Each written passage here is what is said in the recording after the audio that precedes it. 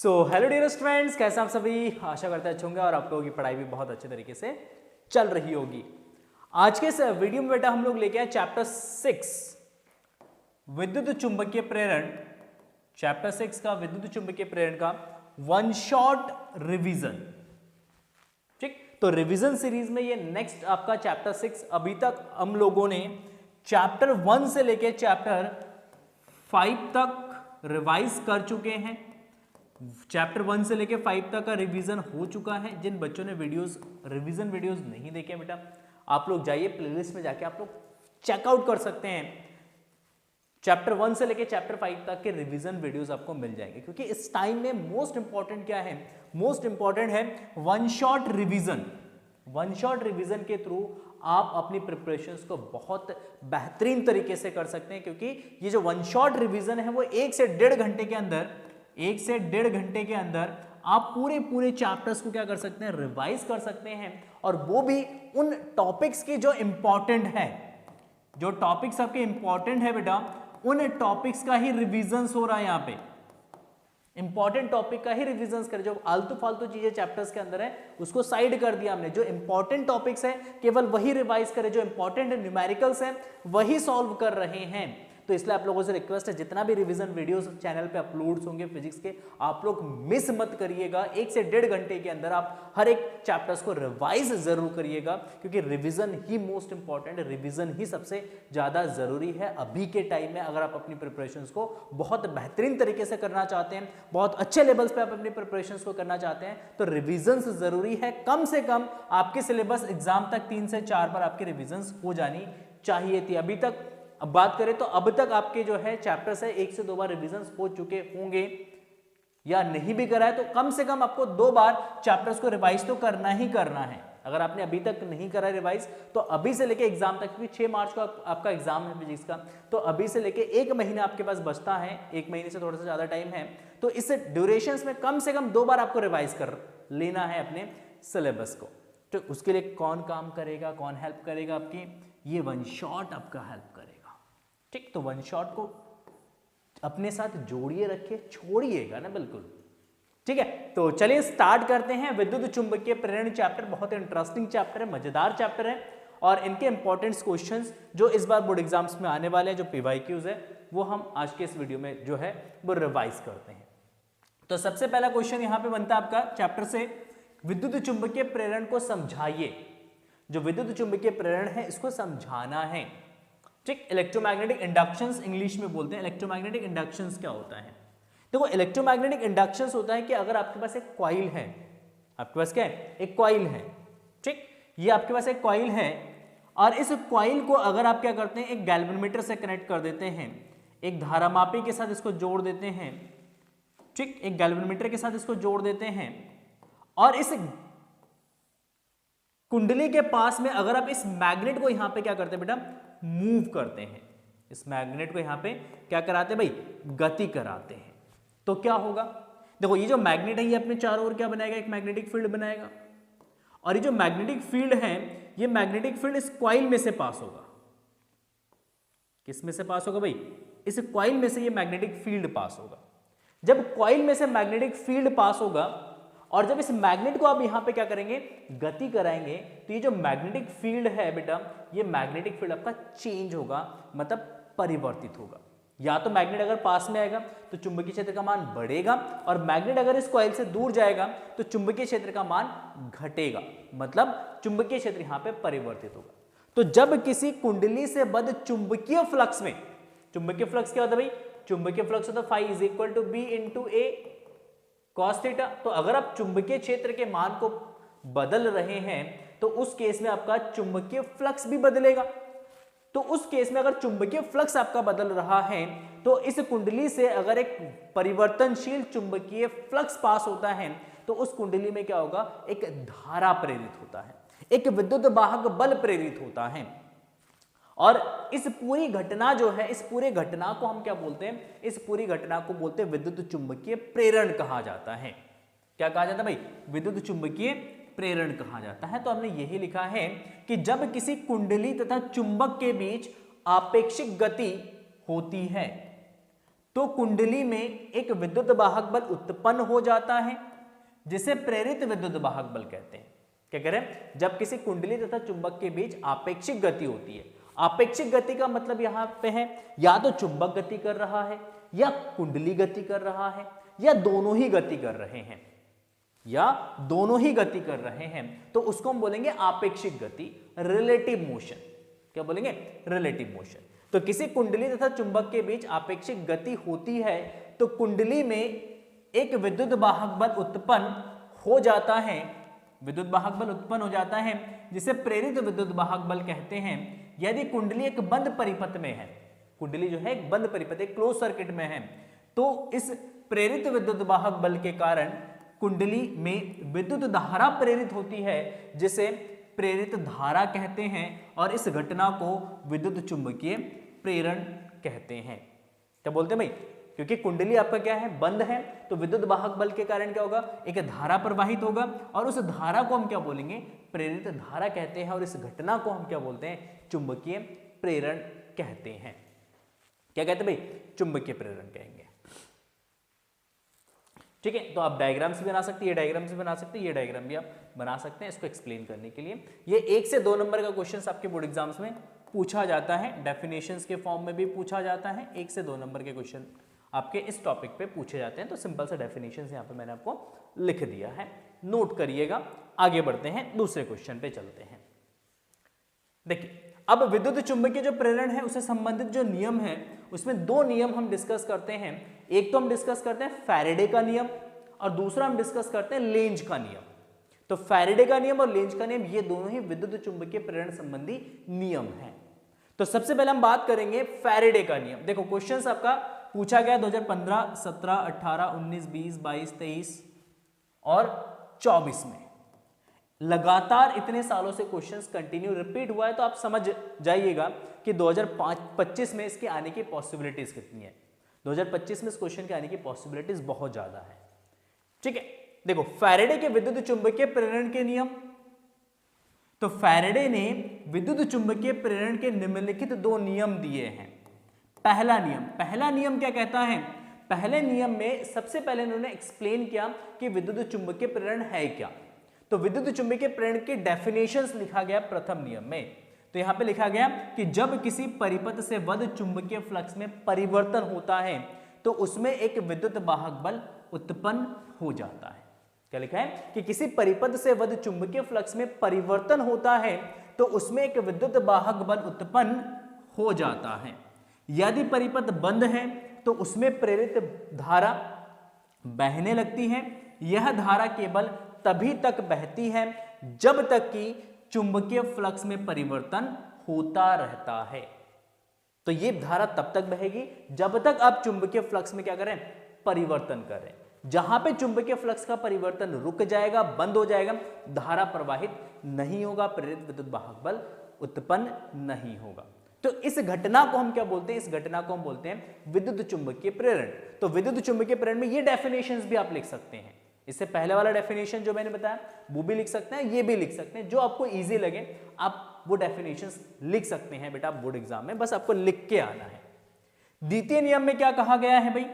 तो द्वितीय नियम में कहा गया है कि प्रेरित विद्युत वाहक बल चुंबकीय फ्लक्स के परिवर्तन की ऋणात्मक दर के बराबर होता है। कि जो विद्युत वाहक बल उत्पन्न होगा बेटा वो चुंबकीय फ्लक्स में जो परिवर्तन की दर है कि कितना चुंबकीय फ्लक्स समय के साथ परिवर्तित हो रहा है उसको चुंबकीय फ्लक्स में परिवर्तन की दर बोलते हैं। तो ऋणात्मक दर के बराबर होगा। यहां पे किसके बराबर होगा भाई? ऋणात्मक दर के बराबर। अगर हम मैथमेटिकली इसको लिखेंगे तो EMF E is equal to minus d∅/dt। और यहां पे जो नेगेटिव साइन है बेटा, ये नेगेटिव साइन आपका इंडिकेट करता है कि जो विद्युत वाहक बल है ये चुंबकीय फ्लक्स के परिवर्तन का विरोध करता है। यहां पे ये जो नेगेटिव साइन है ये विरोध को रिप्रेजेंट कर रहा है। किसको रिप्रेजेंट कर रहा है? विरोध को। इसको हम लेंज का नियम भी बोलते हैं। अभी हम डिस्कस करेंगे लेंज का नियम क्या है, वो हम डिस्कस करेंगे लेंज का नियम। ठीक, तो ये नेगेटिव साइन ये इंडिकेट कर रहा है कि जो विद्युत वाहक बल है वो चुंबकीय फ्लक्स में जो भी परिवर्तन हो रहा है उस परिवर्तन का ये विरोध कर रहा है, जिसको हम लेंज का नियम भी कहते हैं। अभी डिस्कस करते हैं हम लेंज का नियम इससे पहले नेक्स्ट स्लाइड में। ठीक, अगर उस कुंडली में मान लेते हैं एन फेरे हैं तो ईएमएफ को हम लिख सकते हैं minus N D phi over D T. N क्या है यहां पे? एन है आपका फेरों की संख्या, फेरों की संख्या है। एन जो है यहां पे फेरों की संख्या है, that is number of turns. ठीक, चलिए तो कह रहे यदि किसी समय परिपथ से गुजरने वाले चुंबकीय फ्लक्स का मान मान लेते φ1 है और डेल्टा टी समयांतराल बाद यह फ्लक्स φ2 हो जाता है, तो डेल्टा टी समयांतराल में चुंबकीय फ्लक्स में परिवर्तन कितना होगा? तो चुंबकीय फ्लक्स में परिवर्तन होगा बेटा φ2 minus φ1 is equal to delta phi. तो इस स्थिति में ईएमएफ जो लिखा जाएगा वो लिखा जाएगा EMF is equal to minus delta phi upon delta T. D phi over D T भी लिख सकते हैं, delta phi upon delta T भी लिख सकते हैं, डेल्टा के फॉर्म में भी लिख सकते हैं, डी के फॉर्म में भी हम इक्वेशंस को लिख सकते हैं, ये याद रखिएगा बेटा आप। ठीक है, चलिए बहुत बढ़िया। तो माइनस डेल्टा फाई क्या लिखेंगे बेटा? तो इसको लिखा जाएगा φ2 minus φ1 divided by delta T.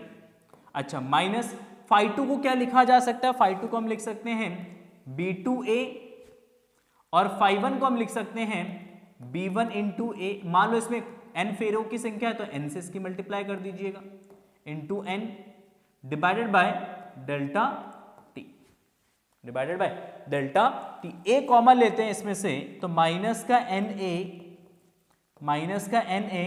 b2 minus b1 divided by delta T,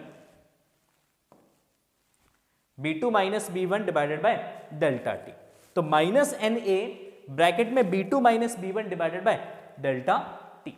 ठीक, अब ये वाला इक्वेशंस भी यूज कर सकते हैं अगर आपके पास चुंबकीय क्षेत्र का मान दे रखा है, b1 b2 दे रखा है, एरिया दे रखा है, तो आप ये वाला फॉर्मूला यूज कर सकते हैं। अगर फ्लक्स दे रखा है तो आप ये वाला फॉर्मूला यूज कर सकते हैं। अगर फ्लक्स टाइम के साथ परिवर्तित हो रहा है तो इससे पहले वाला फॉर्मूला यूज कर सकते हैं, आप इस वाले फॉर्मूले को यूज कर सकते हैं, ये या ये, इन दोनों में से कोई भी फॉर्मूला यूज कर सकते हैं। तो जस्ट फॉर्मूला याद होना चाहिए बेटा। कहां से याद करेंगे सर? फॉर्मूला शीट हमारे पास नहीं है। तो हमने कहा फॉर्मूला शीट नहीं है तो एक वीडियो ऑलरेडी अपलोड हो चुका है चैनल पे बेटा, है ना, जिसमें चैप्टर वाइज हमने फॉर्मूला डिस्कस किया है। आप जाइए, उस वीडियो के डिस्क्रिप्शन में हमने पीडीएफ का लिंक भी दे रखा है, प्लेलिस्ट में आपको वीडियो मिल जाएगा, या ऊपर आप सर्च करिएगा यूट्यूब पे chapter wise formula bye mathematics analysis, class 12 physics chapter wise formula bye mathematics analysis करके सर्च करेंगे तो आपको टॉप पे वीडियो मिल जाएगा। ठीक, तो सर्च करके भी देख सकते हैं आप, या प्लेलिस्ट पे विजिट करेंगे तो आपको वीडियो मिल जाएगा। वहां से जाके पीडीएफ डाउनलोड करिए और सारे फॉर्मूलेस को दिन में 2 बार रिवाइज करिए, क्योंकि विदाउट फॉर्मूला फिजिक्स बेटा बहुत टफ है। विदाउट फॉर्मूला फिजिक्स कुछ नहीं हो सकता है ना। अगर आप चाहे फिजिक्स में कि 70 में से मैं 60 नंबर लेके आऊं तो उसके लिए 100% आपके कम से कम 90% फॉर्मूले आपके याद होने चाहिए। अगर 90% फॉर्मूला आप याद कर लेते हैं तो वही पॉसिबिलिटीज है कि आप 70 में से 60 या 65 नंबर्स स्कोर कर सकते हैं। तो फॉर्मूले की इंपॉर्टेंस समझिए और उसको याद करिए। ठीक है, चलिए बात करते हैं नेक्स्ट, लेंज का नियम। लेंज का नियम लिखिए, क्या यह ऊर्जा संरक्षण के सिद्धांत का उल्लंघन करता है? 2016, 17, 18, 19 और 2016, 17, 18, 15 और 24 में क्वेश्चन जो है आपका आया हुआ है, और ये बेसिकली 1 मार्क्स में क्वेश्चन पूछा गया है।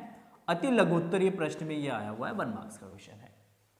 ठीक, तो लेंज का नियम क्या कहता है? तो लेंज का नियम का स्टेटमेंट है कि किसी परिपथ में प्रेरित विद्युत वाहक बल अथवा प्रेरित धारा की दिशा सदैव ऐसी होती है कि यह उस कारण का विरोध करती है जिससे कि यह उत्पन्न होती है। इसे ही लेंज का नियम कहते हैं।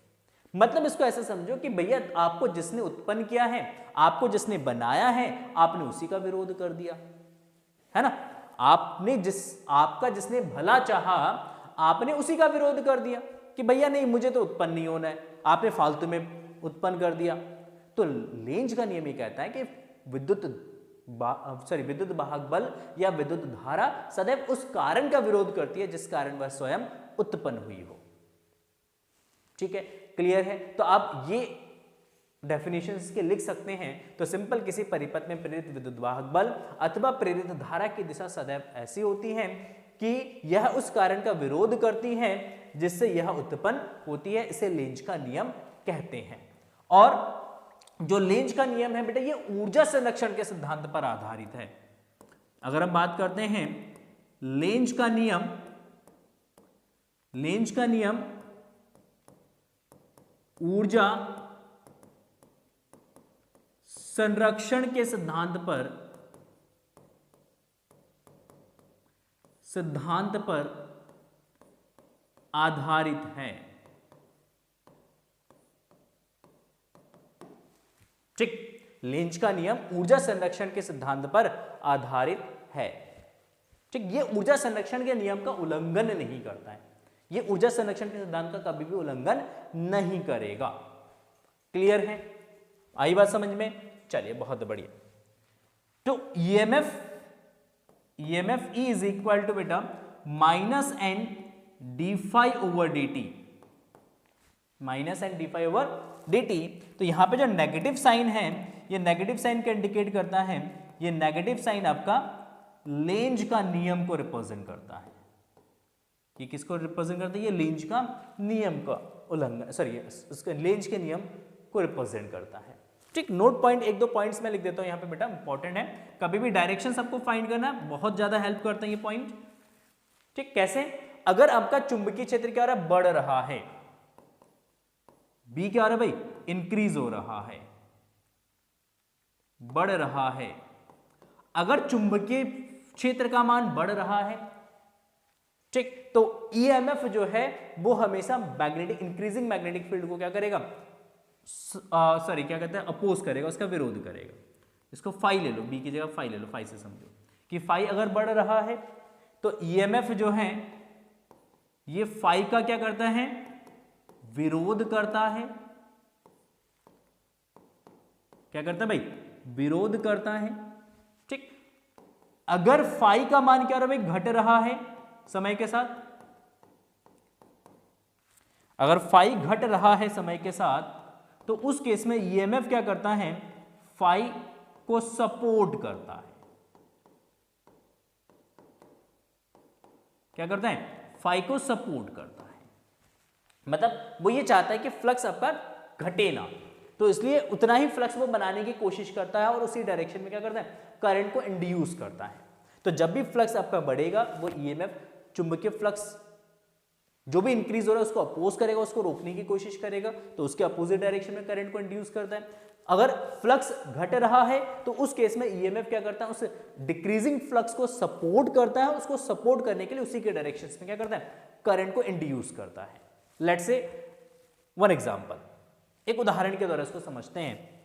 उदाहरण क्या है? उदाहरण यह है कि मान लेते हैं हमारे पास एक मैग्नेटिक फील्ड है। ये क्या भाई? एक मैग्नेटिक फील्ड है ना? इनवर्ट मैग्नेटिक फील्ड है, यूनिफॉर्म मैग्नेटिक फील्ड है। ठीक, हमारे पास एक लूप है, हमारे पास एक लूप है ए बी सी डी। ये चुंबकीय क्षेत्र के बाहर है, चुंबकीय क्षेत्र के बाहर है। अब इस लूप को हम क्या करते हैं? चुंबकीय क्षेत्र के अंदर इसको घसीटते हैं। किसके अंदर? चुंबकीय क्षेत्र के अंदर घसीटेंगे। देखो, जैसे चुंबकीय क्षेत्र के अंदर घसीटेंगे ना, क्या होगा?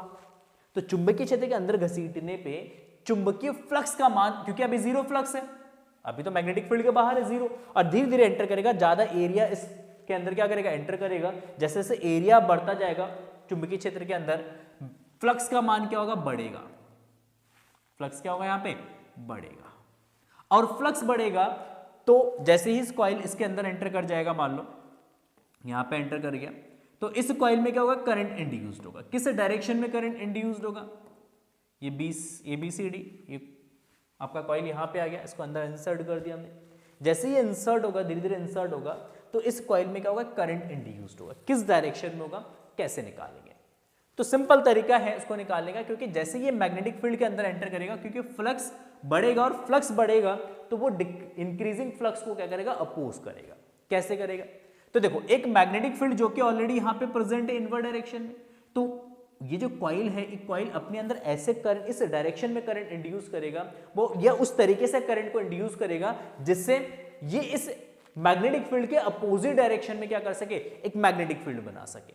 तो अगर मैग्नेटिक फील्ड इनवर्ड है तो कॉइल क्या करेगा, मैग्नेटिक फील्ड आउटवर्ड डायरेक्शन में बनाएगा, बाहर के डायरेक्शन में बनाएगा, बाहर के डायरेक्शन में बनाएगा मैग्नेटिक फील्ड। तो उसके लिए करंट कैसे इंड्यूस करेगा, करंट वो एंटी क्लॉकवाइज, क्योंकि मैग्नेटिक फील्ड बाहर बनेगा इस कॉइल का, तो करंट कैसे इंड्यूस करेगा, करंट इंड्यूस करेगा आउटवर्ड डायरेक्शन में, बाहर के डायरेक्शन में, सॉरी एंटी क्लॉकवाइज डायरेक्शन में, इस तरीके से, है ना। तो इस केस में करंट जो इंड्यूस करेगा वो एंटी क्लॉकवाइज डायरेक्शन में इंड्यूस करेगा, ताकि ये जो कॉइल है ये कॉइल आउटवर्ड डायरेक्शन में क्या बना सके भाई, मैग्नेटिक फील्ड बना सके। यहाँ पे इनवर्ड मैग्नेटिक फील्ड है, ये एक दूसरे के अपोजिट डायरेक्शन में होंगे, तो जो इंड्यूस्ड मैग्नेटिक फील्ड है वो इस मैग्नेटिक फील्ड को क्या करेगा, अपोज करेगा, उसको रोकने की कोशिश करेगा, उसको कम करने की कोशिश करेगा। ठीक, जैसे ही कॉइल को हम क्या करेंगे, इस मैग्नेटिक फील्ड से बाहर खींचेंगे। नेक्स्ट सिनेरियो में जब ये कॉइल मैग्नेटिक फील्ड से बाहर आएगा, जैसे मैग्नेटिक फील्ड से ये बाहर आएगा तो उस केस में क्या होगा भाई, उस केस में अब फ्लक्स धीरे धीरे क्या होगा भाई, घटेगा, क्योंकि कॉइल बाहर आ रहा है, कॉइल मैग्नेटिक फील्ड से बाहर आ रहा है, तो फ्लक्स का मान क्या होगा, धीरे धीरे घटेगा, धीरे धीरे कम होता चला जाएगा। अब क्योंकि फ्लक्स कम हो रहा है तो कॉइल ये चाहता है कि फ्लक्स कम ना हो, फ्लक्स डिक्रीज ना हो। तो फ्लक्स डिक्रीज ना हो तो उसके लिए क्या करता है, वो इसी डायरेक्शन में, इसके डायरेक्शन में क्या करता है, इसी मैग्नेटिक फील्ड के डायरेक्शन में एक मैग्नेटिक फील्ड इंड्यूस करेगा। जो मैग्नेटिक फील्ड ऑलरेडी एग्जिस्ट कर रहा है उसी डायरेक्शन में क्या करेगा, वो करंट इंड्यूस करेगा। तो अगर मैग्नेटिक फील्ड इंड्यूस करेगा, अगर मैग्नेटिक फील्ड वो इनवर्ड इंड्यूस करे तो करंट कैसे फ्लो कराएगा, वो करंट क्लॉकवाइज फ्लो कराएगा। तो इस केस में करंट कैसे फ्लो होगा भाई, इस केस में करंट फ्लो होगा आपका क्लॉकवाइज। तो फर्स्ट सिनेरियो में करंट एंटी क्लॉकवाइज फ्लो हो रहा था क्योंकि फ्लक्स इंक्रीज हो रहा था। सेकंड सिनेरियो में करंट क्लॉकवाइज फ्लो होगा, क्यों, क्योंकि फ्लक्स आपका क्या हो रहा है भाई, यहाँ पे डिक्रीज हो रहा है, सॉरी यहाँ पे साइन गलत बना दिया मैंने, फ्लक्स क्या हो रहा है, यहाँ पे डिक्रीज हो रहा है, कम हो रहा है। तो यहाँ पे डिक्रीजिंग फ्लक्स को सपोर्ट करने के लिए उसी के डायरेक्शन में मैग्नेटिक फील्ड इंड्यूस किया है, यहाँ पे इंक्रीजिंग फ्लक्स को अपोज करने के लिए, रोकने के लिए उसके अपोजिट डायरेक्शन में क्या करा इसने, करंट इंड्यूस किया। That is the Lenz law. इसी कॉन्सेप्ट का यूज करके आप सिंपली बड़े से बड़े प्रॉब्लम्स को इजीली हैंडल कर सकते हैं, बड़े से बड़े प्रॉब्लम्स को आप इजीली सॉल्व कर सकते हैं। बहुत बढ़िया सा और सिंपल सा यहाँ पे कॉन्सेप्ट लेंज लॉ का हम यूज करते हैं। ठीक है, चलिए बात करते हैं नेक्स्ट क्वेश्चन।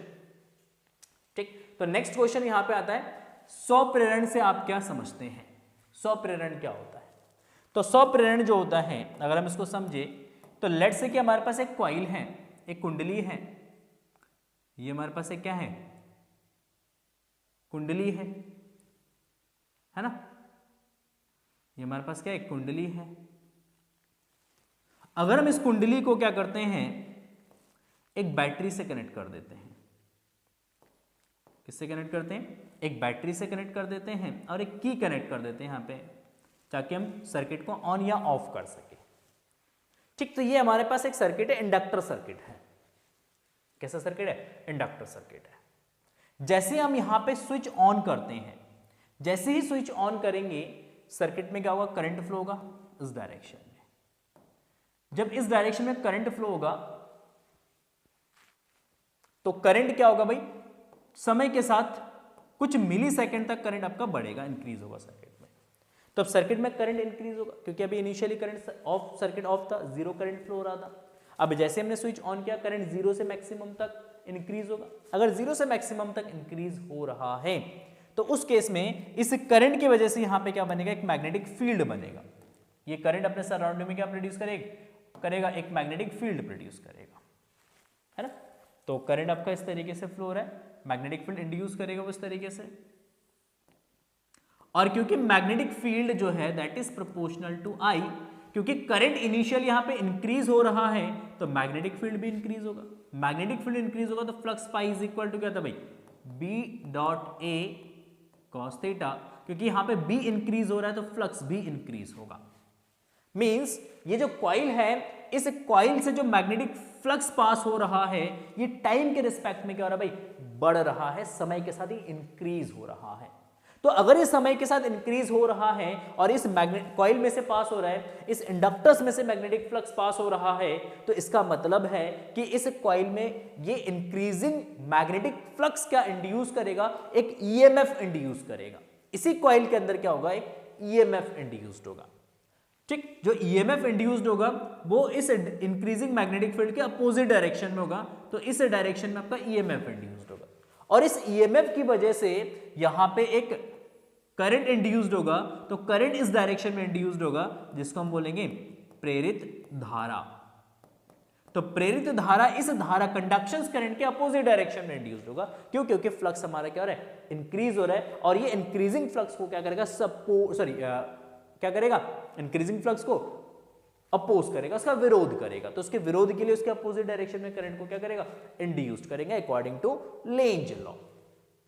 तो क्योंकि एसी कॉइल में से हमने करंट को पास किया और करंट को हमने चेंज किया समय के साथ, है ना, और इसी कॉइल में आपका एक ईएमएफ भी इंड्यूस्ड हुआ इंडक्शंस की वजह से। इसी कॉइल के अंदर एक प्रेरित धारा उत्पन्न हुआ इंडक्शंस की वजह से। तो इस कॉइल के अंदर जो इलेक्ट्रोमैग्नेटिक इंडक्शंस हुआ है बेटा, इस इंडक्शंस को हम सिंपली बोलते हैं स्वप्रेरण बोलते हैं, सेल्फ इंडक्शंस बोला जाता है। क्या बोला जाता है भाई, सेल्फ इंडक्शंस बोला जाता है।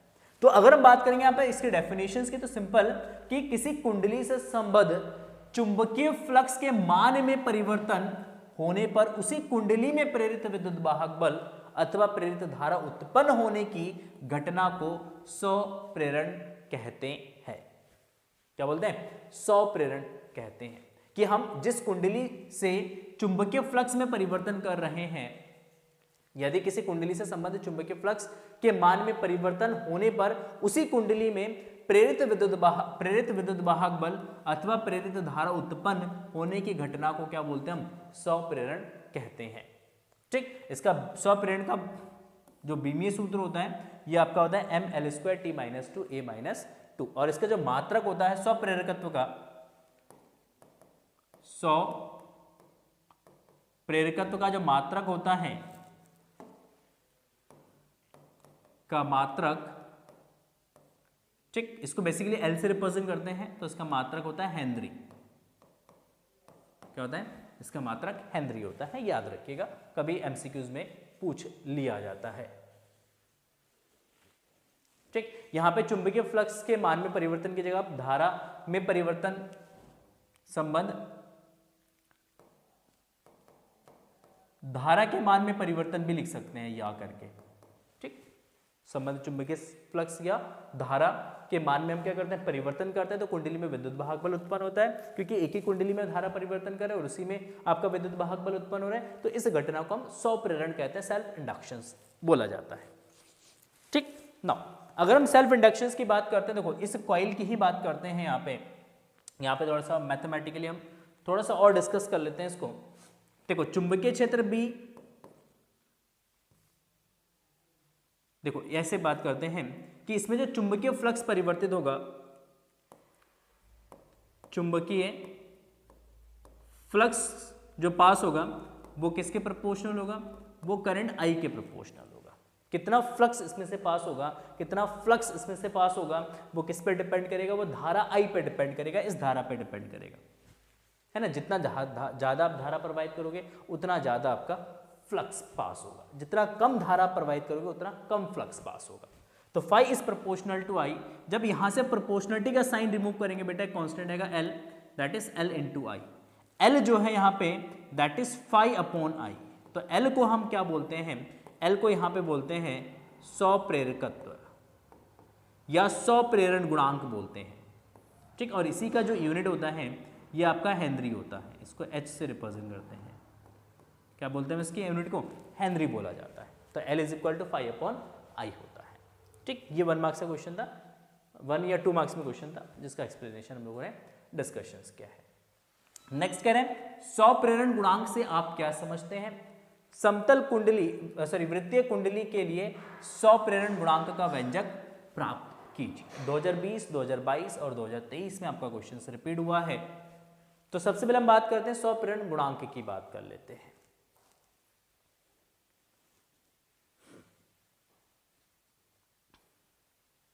ठीक, प्रेरित विद्युत वाहक बल के, हाँ ठीक है, धारा में परिवर्तन कितना होगा, इतना होगा। ठीक है, देखो इसको हमने इस टर्म से डिफाइन करते हैं। देखो ईएमएफ का इक्वेशन होता है, फॉर्मूला होता है, ईएमएफ का क्या था, इक्वेशन बनता है, formula EMF E is equal to minus L D I over D T. तो अगर हम बात करें यदि di/dt that is 1 ampere per second. कितना? 1 एम्पियर पर सेकेंड।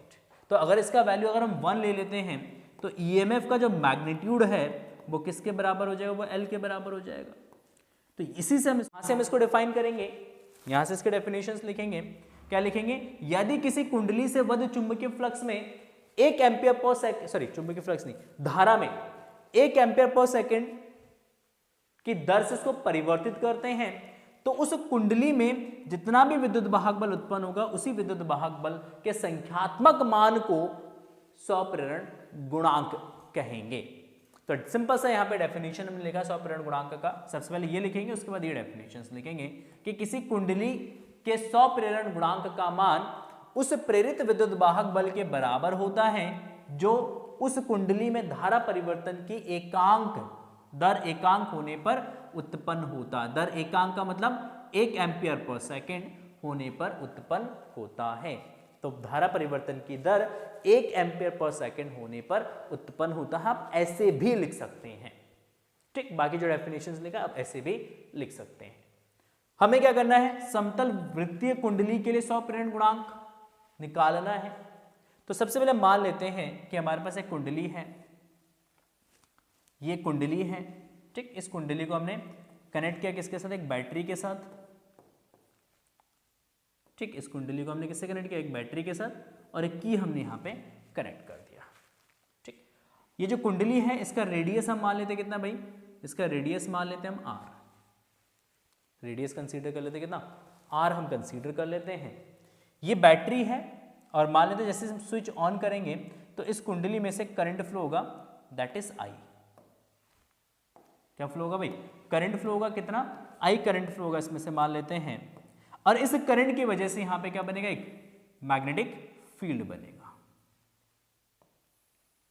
क्या बनेगा? मैग्नेटिक फील्ड बनेगा, ठीक। क्या बनेगा? एक मैग्नेटिक फील्ड। तो इस कुंडली के केंद्र पर कितना चुंबकीय क्षेत्र होगा? तो उस चुंबकीय क्षेत्र का मान होगा B इज इक्वल टू, ये चुंबकीय क्षेत्र का मान है, चुंबकीय क्षेत्र B बराबर हो जाएगा μ0 Ni/2r। N क्या है यहाँ पे? N है फेरों की संख्या, N फेरों की संख्या, ठीक हो गया। N हो गया हमारा फेरों की संख्या। नाउ लेट्स, अब क्योंकि इतना मैग्नेटिक फील्ड पास हो रहा है, माना R त्रिज्या N चक्रों वाली कुंडली में लैंप नहीं होगा, I एम्पियर होगा, I एम्पियर धारा प्रवाहित हो रही है तो कुंडली के केंद्र पर चुंबकीय क्षेत्र का मान कितना होगा? तो B बराबर हो जाएगा μ0 Ni/2r, ठीक। अच्छा, अब इस कुंडली से बद्ध चुंबकीय फ्लक्स कितना होगा? तो कुंडली से बद्ध चुंबकीय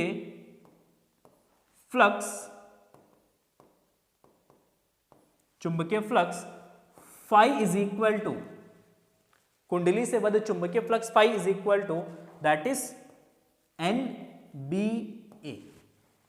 N कुंडली में फेरों की संख्या, B इंटू ए, एक फेरों से कितना फ्लक्स पास हो रहा है उसकी नंबर से, ठीक। तो NBA आपका टोटल फ्लक्स हो जाएगा।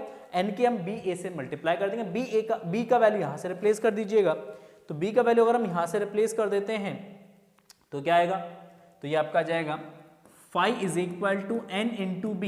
B आपका हो जाएगा μ0 Ni/2r इंटू ए। देखो N इंटू N आपका N स्क्वायर हो जाएगा, तो ये N square μ0 I/2r into A, that is the phi. तो कुंडली का स्वप्रेरकत्व क्या होगा?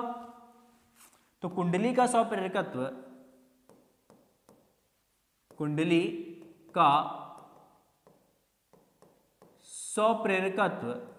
तो स्वप्रेरकत्व आपका जो L that is φ/I। Phi को आप किससे डिवाइड कर देंगे? I से डिवाइड कर देंगे। तो ये आपका जो 1/I that is N square μ0 IA divided by 2r।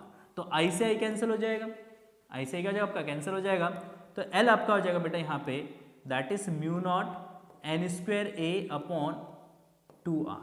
चाहो तो आप ए का वैल्यू रिप्लेस कर सकते हो, तो आप इसको ऐसे लिखोगे mu naught N square A आपका जब pi R square divided by 2r, तो एक आर से एक आर आपका कैंसिल हो जाएगा, तो ये आपका जो बचेगा mu naught N square pi into R divided by 2। ठीक, तो ये बन जाएगा हमारा सेल्फ इंडक्टेंस किसका, कुंडली का। ठीक, हेनरी, यूनिट क्या होगा इसका, हेनरी हो जाएगा। तो L is equal to mu naught N square pi R upon 2 हो जाएगा, that is the self inductance of a coil, है एक वृत्ताकार कुंडली का 100 प्रेरण गुणांक। ठीक, तो इंपॉर्टेंट है क्योंकि क्वेश्चंस 20-22 में आया है, 2025 में आने की संभावना है, तो आप इस क्वेश्चन को अच्छे से प्रैक्टिस करिएगा डेरिवेशन से हमारा ये। ठीक है, चलिए बात करते हैं नेक्स्ट क्वेश्चन की।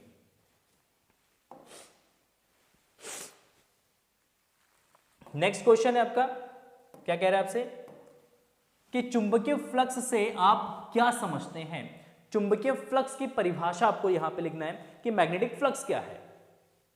तो एक समान चुंबकीय क्षेत्र में स्थित किसी पृष्ठ से लंबवत गुजरने वाली बल रेखाओं की संख्या, बल रेखाओं की कुल संख्या को उस पृष्ठ से बद्ध चुंबकीय फ्लक्स कहते हैं, इसे फाई से रिप्रेजेंट करते हैं, इसको दर्शाते हैं।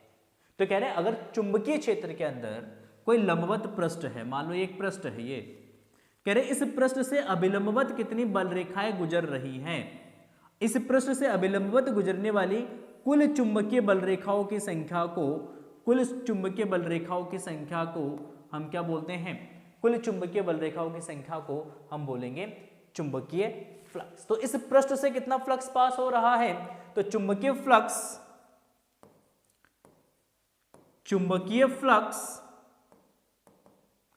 Phi is equal to that is B dot A. मान लेते हैं ये जो पृष्ठ है, इस पृष्ठ का एरिया कितना है भाई, ए एरिया है, तो फाई हो जाएगा आपका फ्लक्स हो जाएगा बी इंटू ए हो जाएगा, बी इंटू ए इसका टोटल मैग्नेटिक फ्लक्स होगा। चलिए बहुत बढ़िया। अगर मान लेते हैं यदि बी तथा मैग्नेटिक फील्ड बी तथा एरिया वेक्टर ए के बीच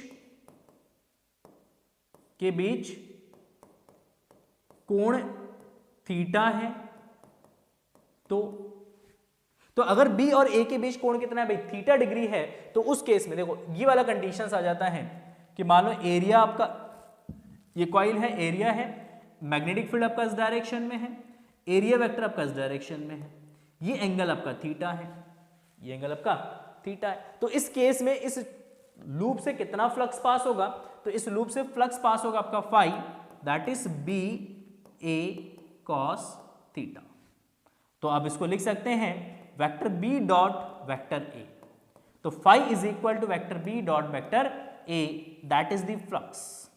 अगर बी और ए के बीच में कितना एंगल है भाई, थीटा एंगल है, तो flux phi is equal to B dot A हो जाएगा आपका, क्या जाएगा, बी डॉट ए हो जाएगा।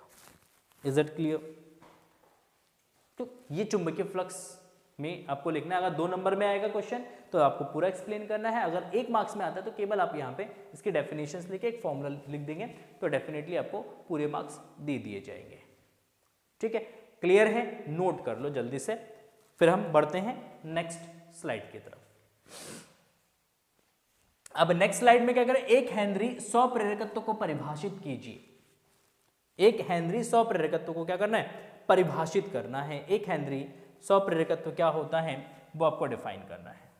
देखो इसके डेफिनेशंस कैसे बनाएंगे, कहां से लिखेंगे, लेट्स सी। ठीक है, देखो ईएमएफ 100 प्रेरण की वजह से जो ईएमएफ इंड्यूस्ड होगा बेटा, EMF is equal to minus L D I over D T.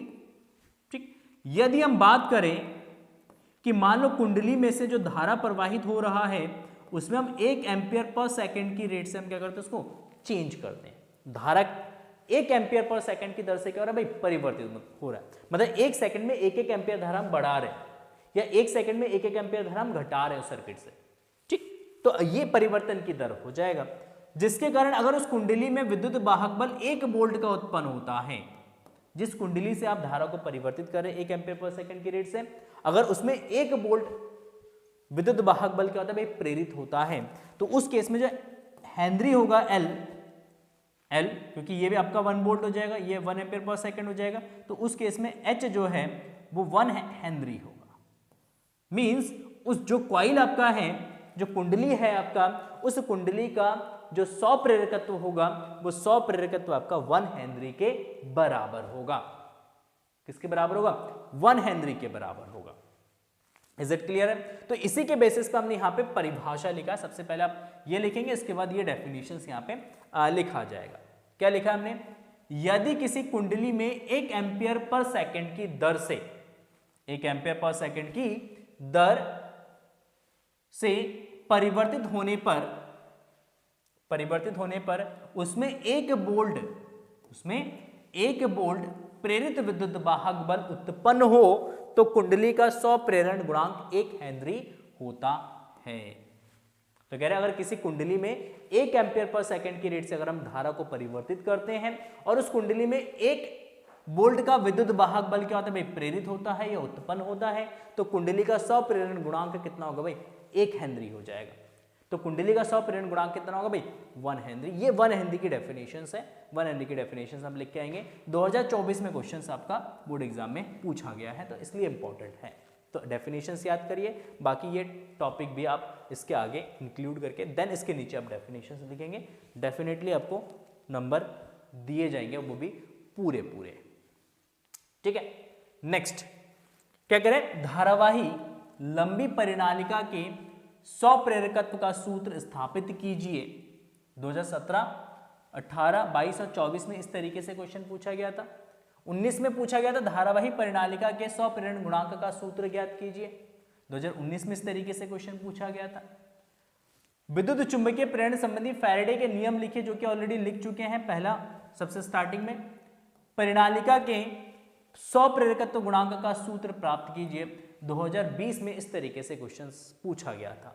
तो अगर आप देखें 2017 में आया, 18 में आया, 19 में आया, 20 में आया, 22 में आया, 24 में आया, तो कंटिन्यूअसली क्वेश्चन पूछा जा रहा है बोर्ड एग्जाम में।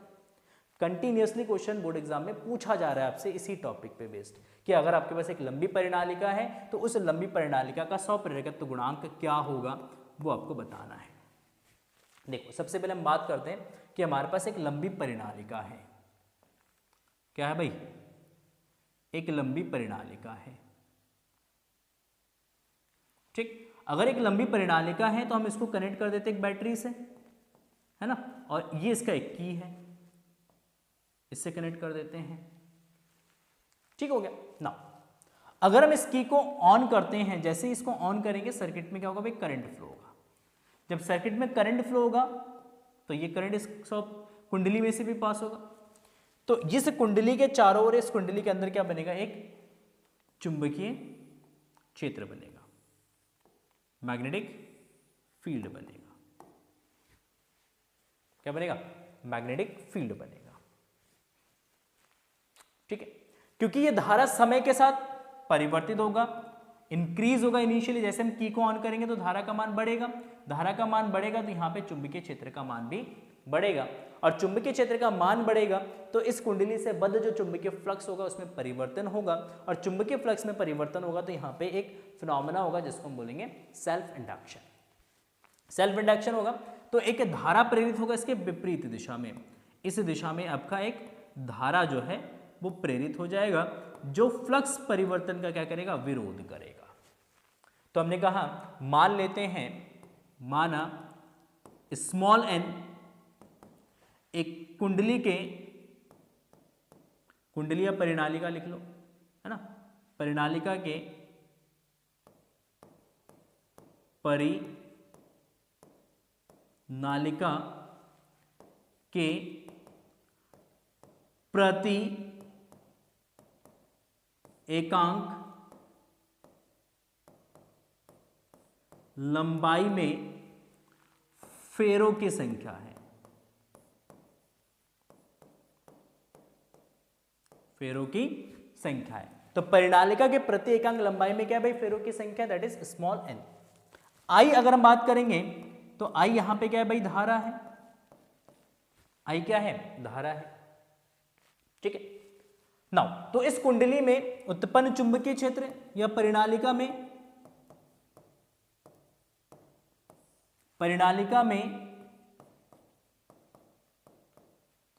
उत्पन्न चुंबकीय क्षेत्र कितना भाई? तो उत्पन्न चुंबकीय क्षेत्र B इज इक्वल टू होगा that is mu naught N I. कितना होगा? B is equal to mu naught N I. तो स्मॉल n जो है यहाँ पे फेरों की संख्या, इसको हम लिखेंगे कैपिटल N अपॉन L। तो इसको एक टाइम के लिए आप लिख लो म्यू नॉट कैपिटल N आई अपॉन L। ठीक है, तो इस कुंडली से कितना फ्लक्स पास होगा? तो कुंडली से कितना फ्लक्स पास होगा? तो कुंडली से फ्लक्स पास होगा आपका, कुंडली से बद फ्लक्स, तो कुंडली या परिनालिका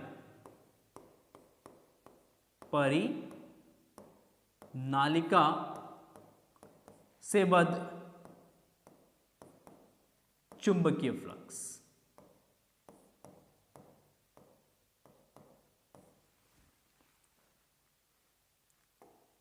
यहां पे एक लाइन ऐड करते हैं, थोड़ा सा एक दो वर्ड और ऐड करना है यहां पे। परिनालिका के प्रति एकांक फेरों से, प्रति एकांक फेरों से बद्ध चुंबकीय फ्लक्स कितना होगा? तो चुंबकीय flux phi is equal to आपका बी इंटू ए। तो बी हो गया आपका mu naught N I upon L into A. ठीक, ये जो है वो परिनालिका का क्षेत्रफल है। ठीक है, परिनालिका का क्षेत्रफल है, तो that is mu naught N I A upon L हो जाएगा। ठीक है, नाउ तो परिनालिका का सौ प्रेरकत्व या सौ प्रेरण गुणांक क्या होगा? तो यहां पे लिखते हैं परिनालिका का 100 प्रेरण गुणांक, ठीक, या प्रेरकत्व, 100 प्रेरकत्व।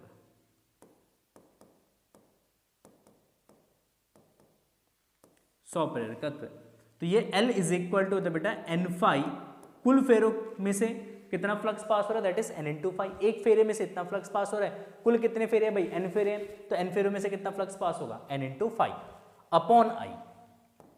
कुल फ्लक्स डिवाइडेड बाय धारा, कुल फ्लक्स को आप डिवाइड कर दोगे किससे? धारा से डिवाइड कर दोगे, तो एन फाई अपॉन आई।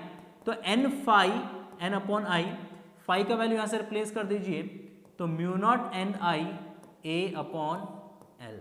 आई से आई कैंसिल हो जाएगा, एन इंटू एन आपका एन स्क्वायर हो जाएगा, तो mu naught N square A upon L हो जाएगा, that is the capital L,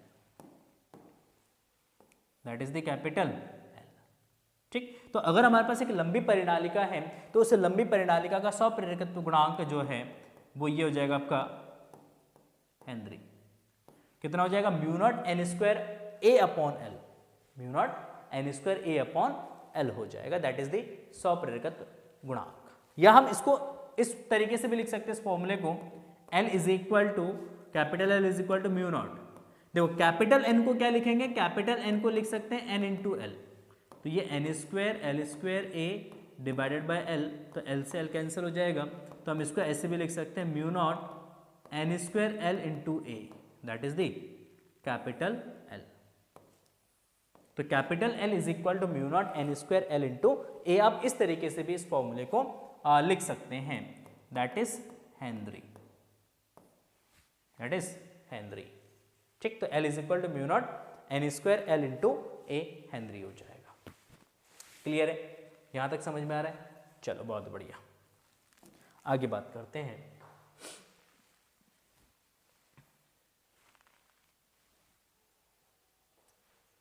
ठीक, नेक्स्ट हमारा क्वेश्चन आता है यहाँ पे अन्योन्य प्रेरकत्व। तो यहाँ पे हमें डेफिनेशंस लिखना है। अन्योन्य प्रेरण गुणांक की परिभाषा एवं मात्रक लिखिए। दो समतल कुंडलियों के बीच अन्योन्य प्रेरकत्व के लिए सूत्र स्थापित कीजिए। क्वेश्चन 2018 में आया है, 2019 में आया, 22 में आया और 23 में आया। क्वेश्चंस कंटिन्यू से 4 सालों से क्वेश्चंस बोर्ड एग्जाम में आपके पूछे जा रहे हैं। देखो क्या करोगे, तो सिंपल अन्योन्य प्रेरण क्या होता है वो डिफाइन करेंगे और उसके बाद अन्योन्य प्रेरकत्व गुणांक की परिभाषा में यहां पे लिखेंगे। ठीक, तो देख लेते हैं।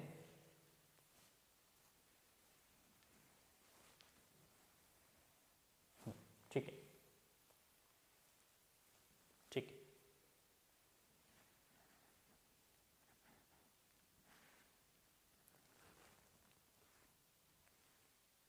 देखो, सबसे पहले हम बात करते हैं अन्योन्य प्रेरण की। किसकी बात करते हैं? अन्योन्य प्रेरण, म्यूचुअल इंडक्शन। क्या होता है म्यूचुअल इंडक्शन? तो म्यूचुअल इंडक्शन यहां पे है कि यदि दो कुंडलियों को पास पास रखकर एक में धारा प्रवाहित करे अथवा उसमें प्रवाहित धारा को बंद करे अथवा प्रवाहित धारा के मान में परिवर्तन करे। ठीक, तो दूसरी कुंडली में एक प्रेरित विद्युत वाहक बल उत्पन्न होता है। प्रेरित विद्युत वाहक बल उत्पन्न होता है। विद्युत चुंबकीय प्रेरण की यह घटना अन्योन्य प्रेरण कहलाती है। यह कुंडली जिसमें धारा परिवर्तित होता है उसे प्राथमिक कुंडली तथा जिसमें प्रेरित विद्युत वाहक बल उत्पन्न होता है द्वितीयक कुंडली कहलाती है। ठीक, ये इसकी डेफिनेशन है। समझते हैं इसको थोड़ा सा, क्या लिखा है हमने। तो हमने कहा मान लो हमारे पास एक कुंडली है, ये कुंडली है, ठीक, और इस कुंडली को हमने एक बैटरी के साथ जोड़ दिया। हमने इस कुंडली को हमने किसके साथ जोड़ दिया भाई? बैटरी के साथ जोड़ दिया, है ना। और यहां पे एक स्विच भी लगा दो आप, यहां पे क्या कनेक्ट कर दो? एक स्विच कनेक्ट कर दो। अगर हम यहां पे एक स्विच कनेक्ट करते हैं, यहां पे क्या करते हैं? स्विच कनेक्ट करते हैं। अच्छा, दूसरा कुंडली भी आप इसके पास में रख दो। यहां पे ये हमने एक दूसरा कुंडली लिया, ठीक, और इस दूसरे कुंडली को हमने कनेक्ट किया किसके साथ? एक गैल्वेनोमीटर के साथ। किसके साथ कनेक्ट किया इसको? एक गैल्वेनोमीटर के साथ कनेक्ट किया। ठीक, ये गैल्वेनोमीटर है। तो देखो सिंपल सी बात, अगर आप समझे यहां पे इस मैकेनिज्म को, जैसे आप क्या करोगे, जैसे आप यहां पे सर्किट को ऑन करोगे, जैसे कुंडली को आप क्या करोगे? ऑन करोगे, मतलब बैटरी को ऑन करोगे, ठीक, स्विच यहां पे क्लोज कर दो। जैसे ही आप स्विच क्लोज करोगे तो सर्किट में क्या होगा भाई? एक करंट फ्लो होगा। सर्किट में क्या फ्लो होगा? एक करंट फ्लो होगा, इस तरीके से, है ना। जैसे सर्किट में करंट फ्लो होगा तो क्या बनेगा? इस फर्स्ट कुंडली की वजह से क्या बनेगा? एक मैग्नेटिक फील्ड बनेगा। फर्स्ट कुंडली क्या बनेगा भाई? एक मैग्नेटिक फील्ड बनाएगा। और जैसे ही मैग्नेटिक फील्ड बनेगा तो ये मैग्नेटिक फील्ड अपने सराउंडिंग में बनेगा, अपने चारों ओर बनेगा। और इस मैग्नेटिक फील्ड के अंदर जब दूसरे कुंडली को रखा हमने, ये सेकंड कॉइल है, फर्स्ट कॉइल है, तो फर्स्ट कॉइल में हमने धारा प्रवाहित किया, जिसकी वजह से फर्स्ट कॉइल के सराउंडिंग में क्या बना? एक मैग्नेटिक फील्ड बना। अब ये मैग्नेटिक फील्ड किस में से पास होगा? सेकेंडरी कॉइल में से पास होगा। अगर तो हम क्या करते हैं, इस परिपथ में जो धारा का मान है बेटा, अगर इस धारा के मान को परिवर्तित करते हैं, आई के मान को क्या करते हैं भाई? परिवर्तित करते किसी भी तरीके से, चाहे आप सर्किट को इंस्टेंटली ऑन कर दो या सर्किट को ऑफ कर दो या कंटिन्यूसली आप किसी तरीके से करंट को क्या कर दो? चेंज कर दो। बैटरी को आप रिप्लेस कर दो अल्टरनेटिंग करंट से चेंज करोगे तो कंटिन्यूसली करंट जो है फ्लो होगा और आपका वो कंटिन्यूसली उसका मैग्नीट्यूड एंड डायरेक्शन चेंज होगा। तो जब आप इस आई को क्या करोगे? परिवर्तित करोगे, और इस आई की वजह से यहाँ पे जो मैग्नेटिक फील्ड बना है, क्योंकि ये भी आई के प्रोपोर्शनल है, तो क्योंकि आई परिवर्तित होगा तो आपका बी भी परिवर्तित होगा, है ना।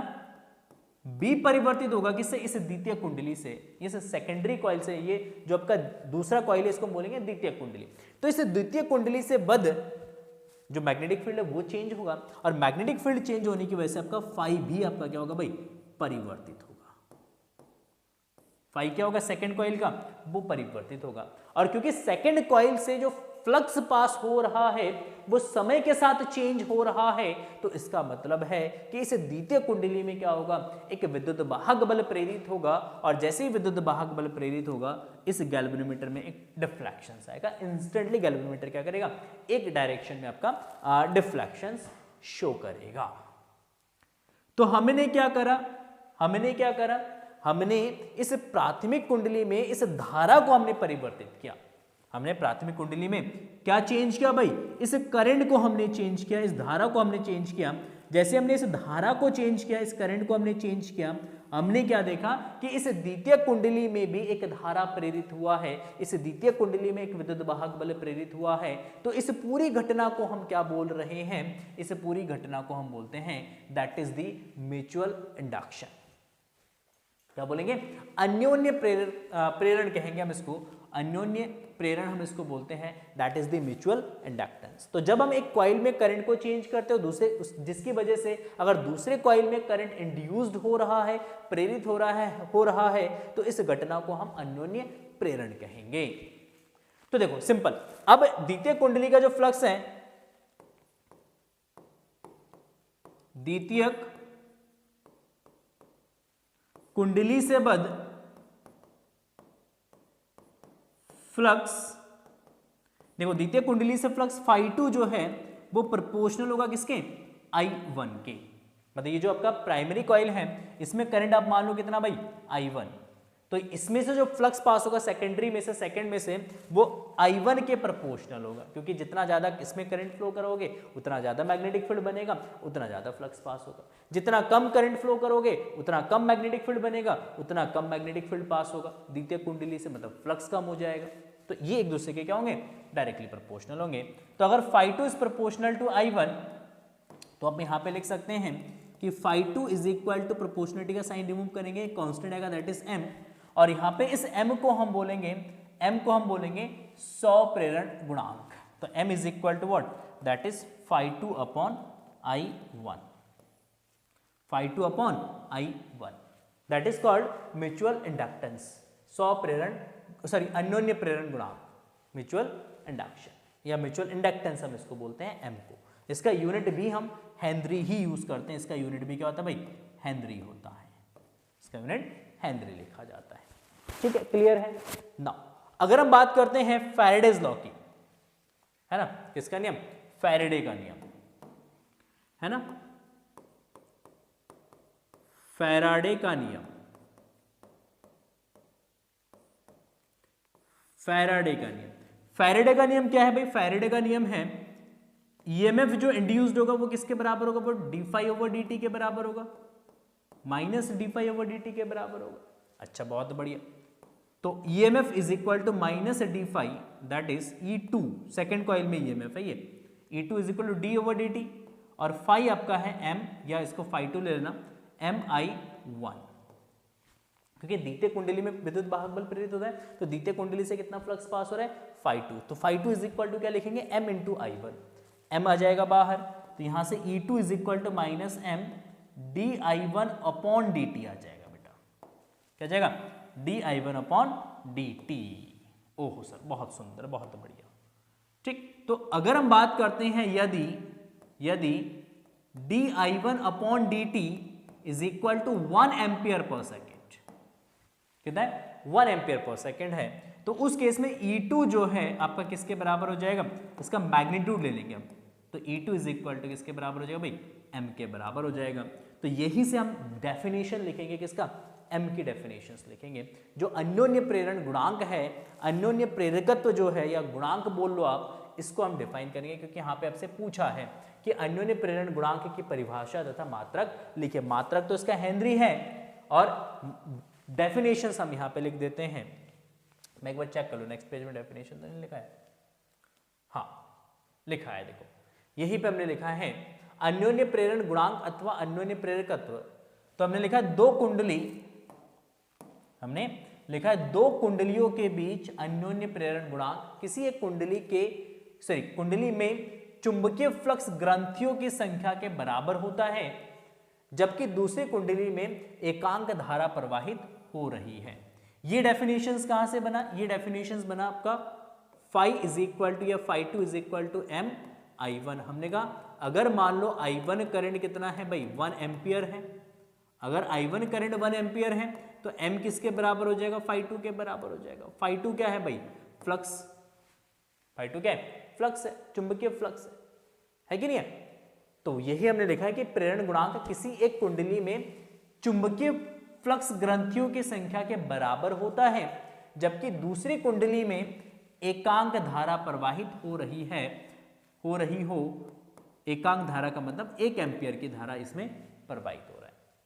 ये डेफिनेशन हमने कहा लगा, ये पहला डेफिनेशन है, ये दूसरा डेफिनेशन है, यहां से यहां तक आपका ये दूसरा डेफिनेशन। ये डेफिनेशन हमने कहां से लिखा, तो ये डेफिनेशन हमने लिखा यहां से, ये जो टर्म्स हमने लिखा यहाँ पे, ये जो टर्म्स हमने लिखा यहाँ पे, तो इसी से हमने डिफाइन किया है कि अगर मान लेते हैं कि प्राइमरी कुंडली है, अगर इस प्राइमरी कुंडली में 1 एम्पियर पर सेकंड की रेट से अगर हम धारा को क्या करते हैं, परिवर्तित करते हैं, तो उस केस में द्वितीय कुंडली में जितना विद्युत वाहक बल उत्पन्न होगा, उस विद्युत वाहक बल के मान को या संख्यात्मक मान को अन्योन्य प्रेरण गुणांक हम कहेंगे।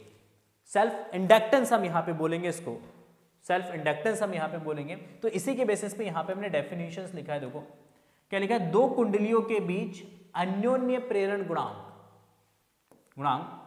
किसी एक कुंडली में उस प्रेरित विद्युत वाहक बल के संख्यात्मक मान के बराबर होता है। देखो लिखा है ना, विद्युत वाहक बल के संख्यात्मक मान के बराबर होता है, जो कि दूसरी कुंडली में धारा परिवर्तन की दर एकांक होने पर उत्पन्न होता है। एकांक होने पर मतलब 1 एम्पियर पर सेकंड होने पर उत्पन्न होता है। तो आप इसकी जगह एकांक की जगह हम लिख सकते हैं 1 एम्पियर पर सेकंड होने पर भी उत्पन्न होता है। तो ये दूसरा डेफिनेशन है, दोनों ही डेफिनेशन याद कर लीजिएगा। अगर डेफिनेशन एक मार्क्स में पूछा जाता है तो आप दोनों में से कोई भी डेफिनेशन हम लिख सकते हैं। ये फर्स्ट आपका डेफिनेशन है, ये आपका सेकेंड डेफिनेशन है। क्लियर है, यहां तक समझ में आ गया। आ जाओ क्वेश्चन में और क्या पूछा आपसे, क्वेश्चन में और क्या पूछा है। नेक्स्ट अगर हम आगे बढ़े तो कह रहे 2 समतल कुंडलियों के बीच अन्योन्य प्रेरकत्व के लिए सूत्र स्थापित कीजिए। 2 समतल कुंडलियों के लिए, समतल कुंडली है उनके लिए अन्योन्य प्रेरकत्व जो है इसका सूत्र स्थापित करना है। समतल कुंडली प्लेन कॉइल मतलब सर्कुलर कॉइल, कौन सा कॉइल, सर्कुलर कॉइल, ठीक है। यहां पे परिणालिका की बात नहीं कर रहे, हम कुंडली की बात कर रहे हैं, ठीक। तो मान लेते हैं हमारे पास 2 कॉइल है, ये हमारे पास एक कुंडली है, ठीक। इसको हमने बैटरी से कनेक्ट किया है, इसको हमने किससे कनेक्ट किया भाई, बैटरी से कनेक्ट किया है। ये हमारे पास दूसरी कुंडली है, क्या इसको डायग्राम को थोड़ा सा ऐसे बनाते हैं,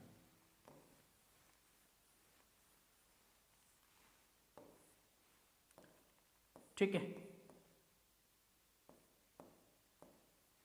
इस तरीके से बनाते हैं, ठीक। और यहां पे हमने एक दूसरी कुंडली भी रख दिया हमने, ठीक। और इस दूसरी कुंडली को हमने किससे कनेक्ट कर दिया, एक गैल्वेनोमीटर से हमने कनेक्ट कर दिया।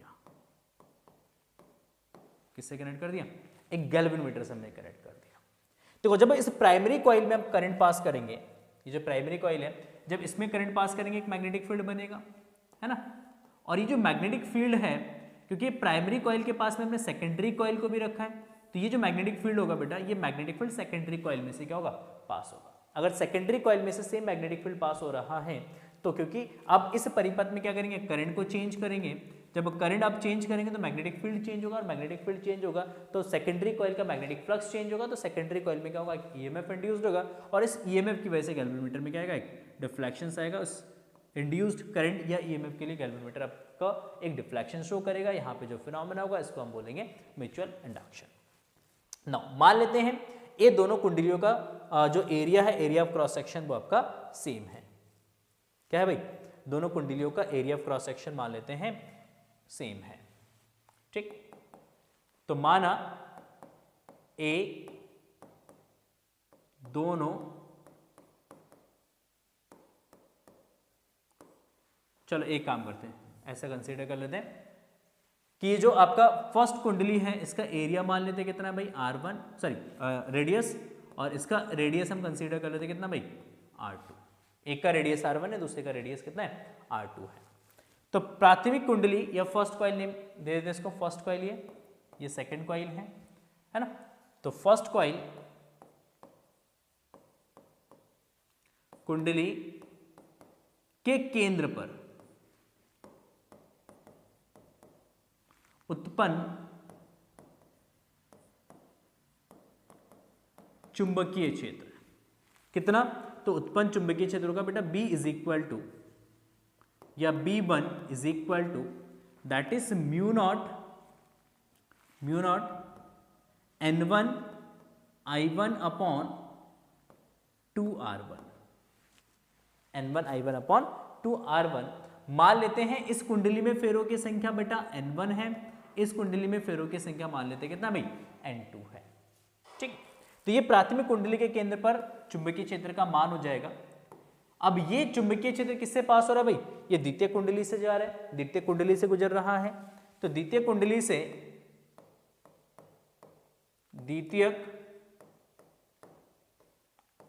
से बद्ध चुंबकीय फ्लक्स कितना होगा, तो इससे फ्लक्स चुंबकीय फ्लक्स होगा phi2, that is B1A2। A2 इस कॉइल का एरिया है, A1 इस कॉइल का एरिया है। ठीक, तो A2 द्वितीय कुंडली का क्या है भाई, एरिया ऑफ क्रॉस सेक्शन है। तो B1 के हम किससे मल्टीप्लाई कर देंगे, A2 से। B1 का वैल्यू रख देना यहाँ पे। तो ये आपका जब mu naught N1 I1 upon 2R1 into A2, 2R1 into A2। ठीक, दैट इज द फाइव। तो कुंडलियों